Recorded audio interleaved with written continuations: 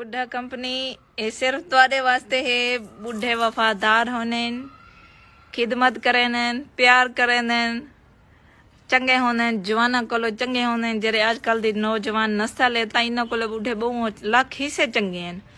बुढ़े वफादार रहन पे, बुढ़े वफा करें, शोदी खिदमत करें, टुकर पका देने, टाइम दूते आ वेंदन घर, टेंशन क्या नहीं होती। नौजवान छुआर दे बारे सोचे नहीं है कि मता की बी छुआर दे कट्ठे वदा होवे। बुढ़े जे कहीं नहीं होंदे, बुढ़े ही किदे नाल पैर आंदे, बुढ़े वफा करें, बुढ़े चंगे होंदे।